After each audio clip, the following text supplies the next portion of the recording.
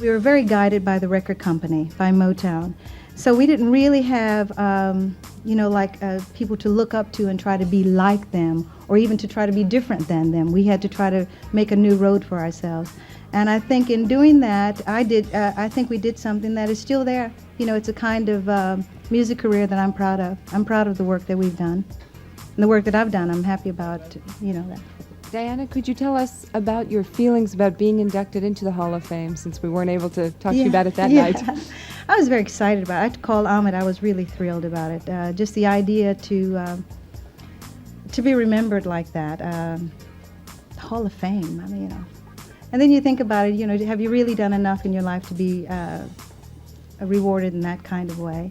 And we had wonderful years with the Supremes and wonderful work. I'd love to be able to reproduce some of those big hit records we had then.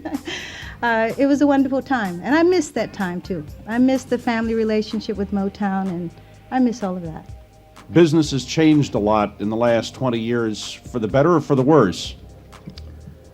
I think in some cases, downhill, but for the most part for the better. I think we're a lot more efficient as an industry. We're putting out better records. We're a lot more select as an industry. And the artistry is I'm not crazy about it myself. No, I just feel like there's a lot of artists getting lost because of the big machinery that's happening. The family organizations are kind of disappeared, like an independent company like Motown.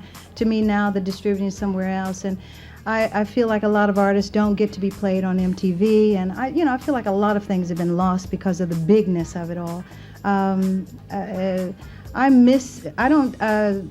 don't think the family kind of relationship is there now. To me, with RCA, now that Bertelsmann's has bought it, I never know who to talk to there. I say that here, but and then I don't know about it. CBS, I heard the Sony's bought that.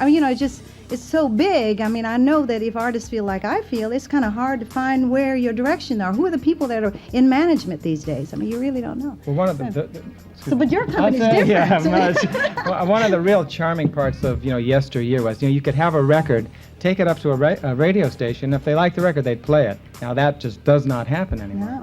No. There's market research and has to go through a whole committee of people before they decide whether they like it or not.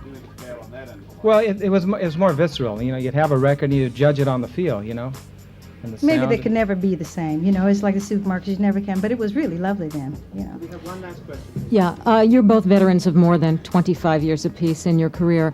When the Grammys started, rock and roll was really on the fringe of it. Where do you see rock and roll in our culture right now, each of you?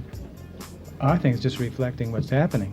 It's really pointing out all the things that we need to take care of. And not just a reflection, I think it's leading, some of the kids when they're talking about the direction that we want to make things better.